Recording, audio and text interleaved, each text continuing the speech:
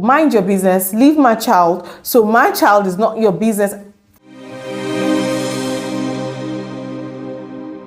Hi guys, welcome back to my channel, and as always I'm so excited to have all of you here. Thank you for coming to watch, thank you for sharing, thank you for subscribing, thank you for the likes, for the comments. Honestly, more content are coming, so keep looking out, all right, and keeping on.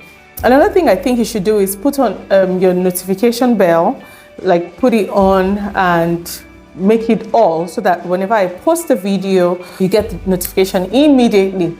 So today I'm going to be talking about how we grew up versus how our children are growing up. So simply parenting when our parents were parenting us, and parenting now that we are parenting our children. Yes, I'm going to do comparison, so to say. And if you have any more, you can post it in the comment section for things you think I missed out. I'm sure there are a lot more. One, when a child is giving birth to, back then in the olden days, they do not open their eyes the day they are giving birth to, right? But guess what? Children of nowadays, immediately they are born, their eyes are opened. Why? Like, why? Do you know why? If you know why, please tell me in the comment section. 2, school beating. You get smacked in school, or you get punished, or the teacher flogged you, as we used to say, and then you come home to tell your parents. After asking you what you did, you will get some additional flogging. It's not like now that the teacher beats your child in school, and then you see parents going to school, going to fight with the teacher. Why did you discipline my child? Why did you beat my child? And all that. Things have really changed. 3, homework and cane. Those times when we're doing homework, there is a homework, there is a parent, and then there's the cane, and then there's the homework book. Yeah, so it is not booting quickly. You are receiving cane, to remind you of things that you should be remembering. I'm telling you, I remember my sister telling me yesterday that she remembers those times that when mom sits with her during homework and mom just goes 2 times 2, and in her mind she's calculating, okay, is it 4, is it 8, is it the fear of even trying to be sure of the answer. And then she just goes, mom just shouts, say what is on your mind, and then she just says 8. You will see cane, pa pa pa. Is this what I mean? Then it was literally like homework and cane go hand in hand. But now it is homework, calming down, thinking critically. Well, once in a while, if it's necessary, you do a bit of smacking to wake the child up, but it's not as it was, back then. Another one will be at making wastage. This story is particularly funny. So one of those times, my husband and I traveled for vacation, and my mom came to stay with the children. And guess what? My children were talking to us. Our children were talking to us on the phone, and they were saying, "Oh, mommy, we need more masking tapes. Our masking tapes are out and everything." And I heard my mother say, she was speaking in our language, in the Yoruba language, and she goes, "Don't buy any masking tape for them, Mom. Don't buy any masking for these children. They are just wasting it. You need to see how much paper they cut on the floor. So much mess." She said, "I made sure they cleaned everything." I laughed so hard, and I was like, "Oh, Mom, that let me buy it." That actually, a lot of times when they have an idea of what they want to create, they would have to make a lot of mess, not intentionally, but because in the process of trying to create something, they're trying this is not working, they're trying that is not working, they're trying that, so it looks like wastage, but it's not wastage. But eventually they will get what they're trying to make. And she goes, "Hey, oh my God," like seriously, like in their own days, you come, you're wasting paper or you're wasting masking tape, you would have received one smacking and you would have heard, "Come on, go and put it down and stop wasting everything." But that's probably how some of our creative ingenuity was, just put aside, and we're probably just rediscovering them as we're growing up, or some people never really discover them eventually. However, you cannot blame our parents, because that's all they knew. Not like they knew any better. I'm sure if they knew any better, they would definitely have done things differently. That did not affect the fact that they loved us so much. Well, another thing will be chores. Growing up, chores looked like a punishment. especially when you're wasting time somewhere, when you do not do anything, you hear something like, all the work is waiting for you at home. Oh my goodness, I did not like to hear that. Like, I like to work, right? But when it's beginning to sound like punishment, oh goodness gracious, that wasn't nice. So, but now we make chores look like fun for our children, just make it look like, okay, it's part of life, it's the way it's supposed to be, so you have to be supportive, you have to be helpful, you have to do this, you have to take responsibility, not threatening them with the chore, and making it look like, if you don't do it. Another one is that any small thing beating, bows, there was a lot of bows, and then it's either they're beating you with cane or with belt or with turning gari or rubber slippers, to anything that was close by. I'm sure it happened to the best of us. But now, everything is not beating. A lot of times we do talking to the child, explaining pros, cons, consequences, time out, sit down, don't go out to play and all that. And then of course the Bible says you spare the rod, you spoil the child. So there should be a bit of balancing here and there. However, children of nowadays, by the time you smack them real good today, that smacking should sustain them for about the next 6, 7, 8 months. But in our own time, anything, baga, anything, so yeah, that's funny. Okay. Back then as well, children actually go to school by themselves in groups. Like, I remember that it's not like we deliberately went in groups, but we just met ourselves on the way and we just went. You see different groups of children going to school, same school, different schools. And we come back home too in groups, gisting, chatting, enjoying ourselves.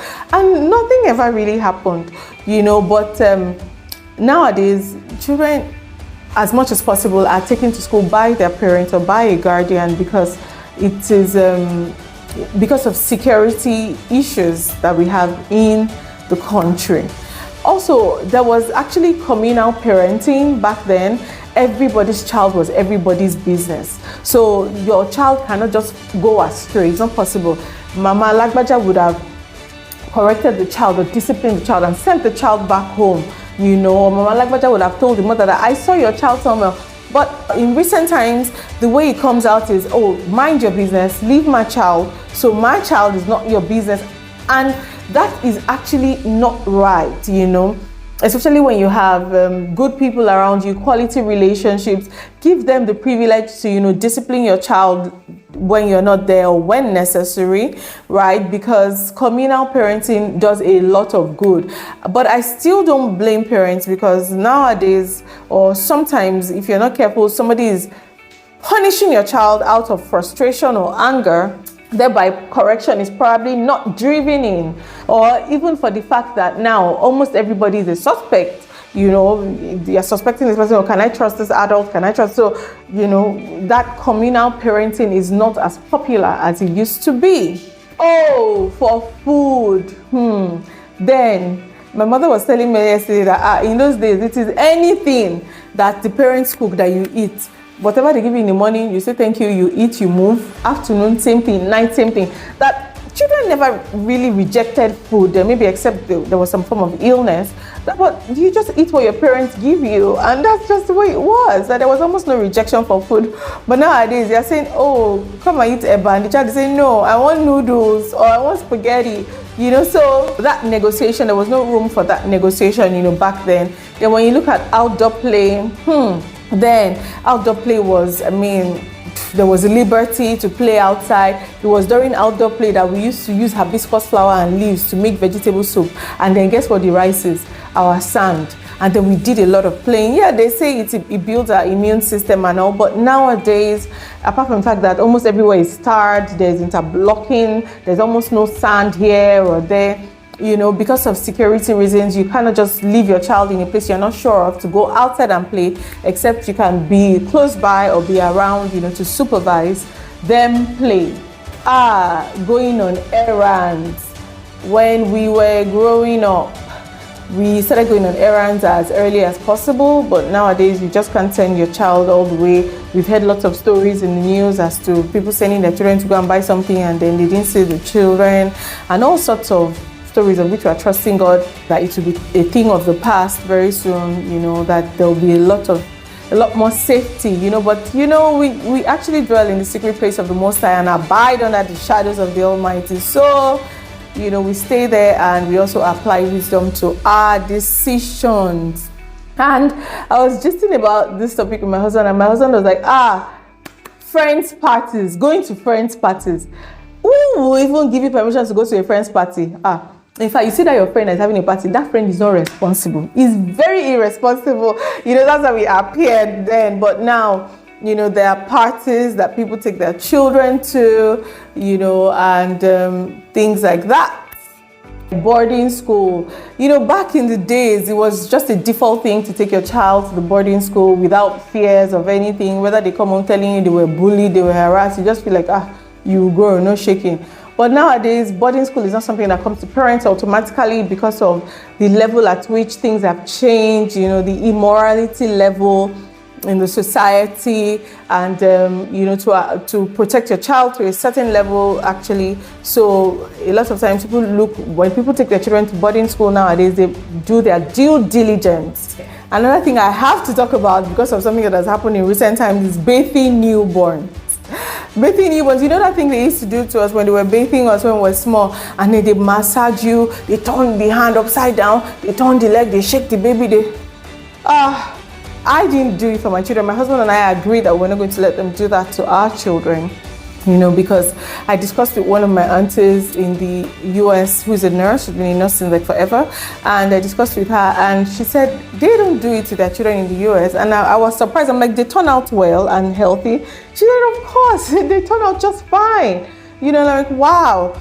And then we now saw, you know, more loving, kind and polite ways to actually massage your child, not the ones that we do in Africa that seems very tough, like we're harming the child and the child is crying. But this one, when you watch those videos of how they're massaging the child, children literally just slip off, or you can tell that they find pleasure and comfort in it. And guess what? The no question. Back then, when your parents say no, no is no. You will not even ask why. And when you ask why, what would they say? Because I said so. And you move and you go and no because they said so. But now you say no. Why? You explain. Why? You explain. If that explanation has another why, you have to keep explaining. It is a must, because if you do not explain, they will help you explain outside and rephrase and paraphrase and imply what you didn't even intend to. So if you have any more comparisons, put it in the comment section. Let's learn from it. Let's laugh from it. Let's see some of the traditions that we have to keep going on with. And let's see some of the traditions we have to drop. Thank you for watching. Please like, share, subscribe, and put a comment out there. I'm so grateful. I love you all. Hope you learned a thing or two. Bye.